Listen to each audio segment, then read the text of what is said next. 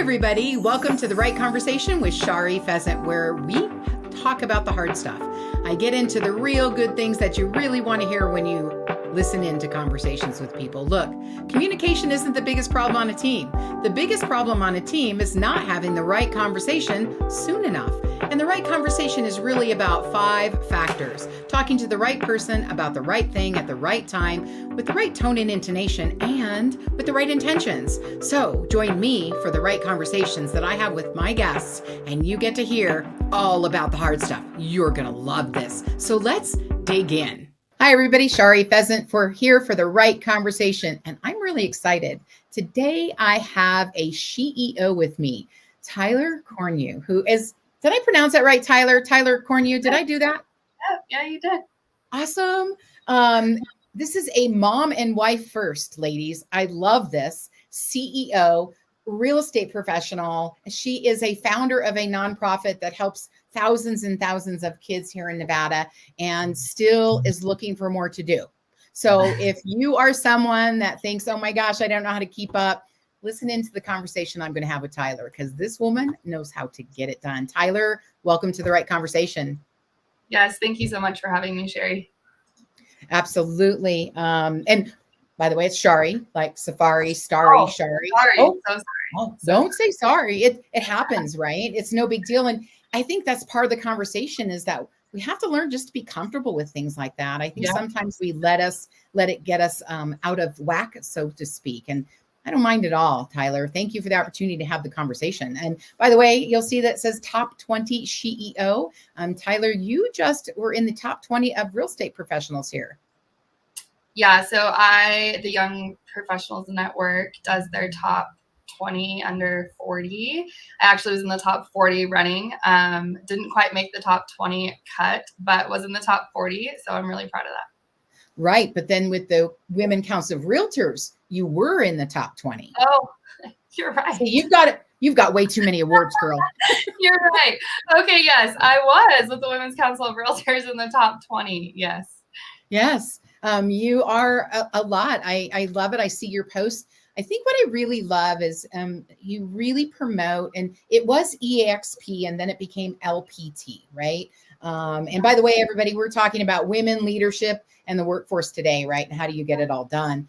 We have different topics sometimes, Tyler. So I like to let everybody know what we're going to talk about today, so they know, hey, I'm sticking around. This is going to be good. By the way, stick around. This is going to be good. So it was EXP, then it went to LPT. And, you know, I've been through a lot of transitions in larger companies, and I work with their teams. That you stayed and kept your team together was amazing. Tell us a little bit about the secret behind how your team went through this huge transition and growth and stuck together so well. Yeah, so the move from EXP to LPT was massive, like you said. But what's amazing about our team and what I think is different about us is we have an amazing culture, and we speak to it all the time. But having an amazing culture is more than just posting about it on social media or making a video about it. When we make big decisions with our team that's going to affect their team, and not only them, their careers, but also their families, we ensure that we're having those conversations very transparently with them. And that's what we did. We first brought it to our top 10 agents on the team. We had them kind of poke holes in the LPT system and model. We wanted to know their thoughts and feelings on it. Once every single one of our top 10 was like, let's go and let's go now, we brought it to the next 10, and then the next 10 and the next 10. And then we did a whole team meeting, went over every question they could have had. But I think what really sealed the deal for our team and kept us all together was the CEO of LPT Realty, Robert Palmer. His entire executive team flew out to Reno and spent the week with us.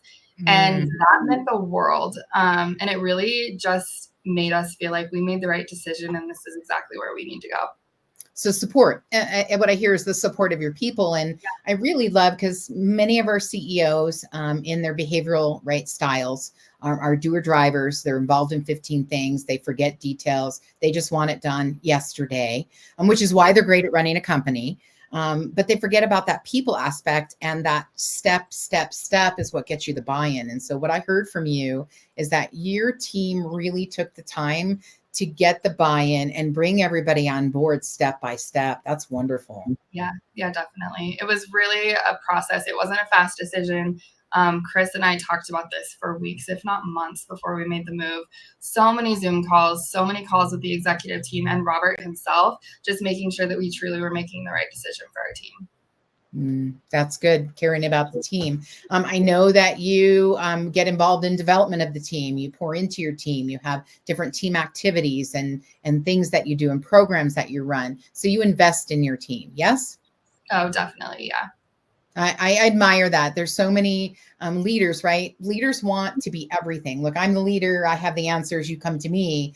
And many leaders are not willing to be as transparent and say, look, we need to bring somebody from the outside. So mucho respect for that, Tyler. I think that a lot of companies and CEOs that are successful are understanding how they do that. And you did that when you were going through a change.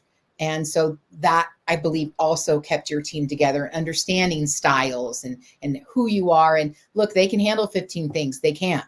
But that person's our detail person. They're going to stick their head down. And for 8 hours, if we need them, they're going to focus on this detailed thing where I'm sorry, I can't do that. Right. Yeah. And so yeah, it was a lot. And we moved over 100 licenses from EXP to LPT. The paperwork in itself. 100? So like 100 staff licenses, realtors. By the way, that's not realtor, right? Let's get that straight. It's realtor. And we're there. I know I'm in the space, right? I'm an advisor for a board of directors, and it's really important that you learn how to pronounce that right. Yeah. So we moved over 100 licenses. It could have even, the final tally could have been more than that, honestly. But knowing that we were moving someone's real estate license, like if that was messed up at any point, that's their career, that's their business, their income. So just like you said, we had people on our staff that I was like, listen, this isn't my forte. I'm not the person to look at details on paperwork. So we had staff members that did for 8 hours a day, scan over paperwork, scan it in and out, send it to the division, write checks. So yeah, we definitely depended heavily on our staff. Well, that's why you're a CEO, because you know, it's about confidence. I used to tell my kids, right? Confidence and ego exist in the same box. If you fill it with ego, you have no room for confidence, and ego eats, right? Ego feeds on other people, puts other people down. Confidence, though, is never hungry. It always has enough, and it gives away, right? And so I really see that in you, Tyler, that you really own your confidence that, look, I'm good enough at this, that, yeah, I'm not good at that or that, and probably not that, right? Not my gifting. And so I'm going to stay in my box, and I'm going to bring team members that are different that fulfill that role for me. I see you as, and I mean, you're maybe under 40 now, but girl, I can't wait till you're 50 to 60, right? Because you'll own this town by then. Will you be mayor, maybe governor by then? We need a female governor here. Yeah, I'm here for it.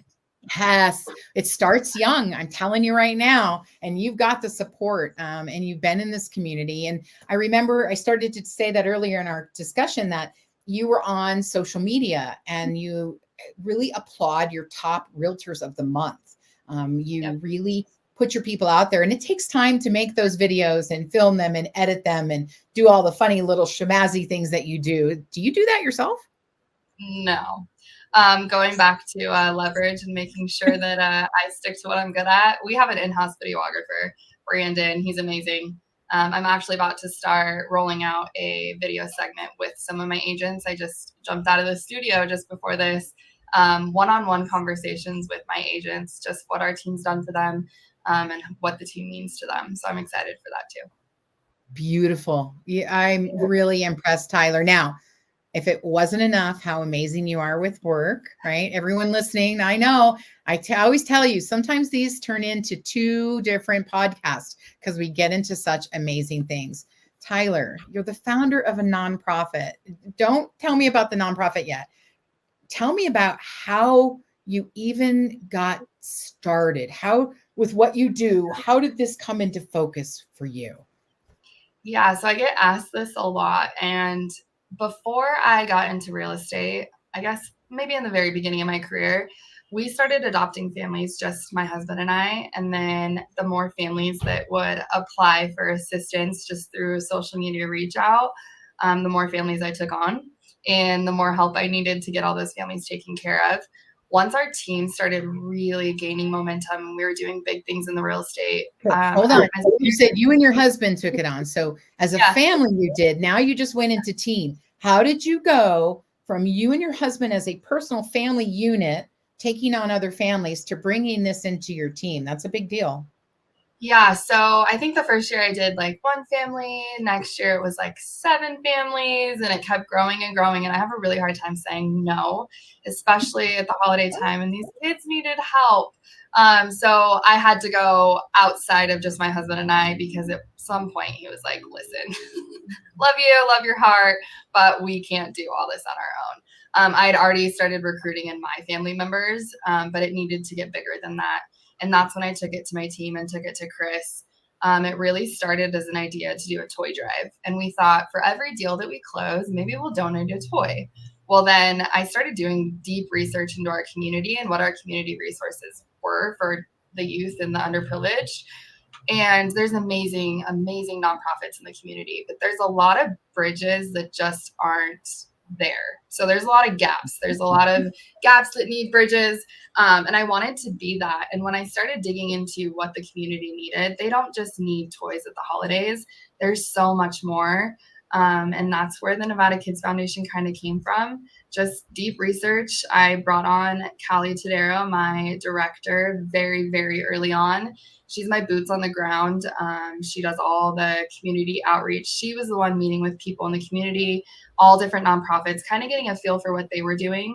We wanted to make sure very early on that we weren't stepping on anyone else's toes, but more so partnering with these other nonprofits that were already doing amazing things. They just needed more support. So that's where the Nevada Kids Foundation came from. I had no idea that we were going to grow this quickly and make such an impact this quickly. Our final numbers for 2023 just came out, and they're astonishing. I was in the grid of it all, and they're astonishing to me. All right. Well, can you share them? Can we let everybody know? Yeah. So we break our year into 3 different goals. We do sports in the spring, we do education in the fall, and then of course our holiday drive for October through December.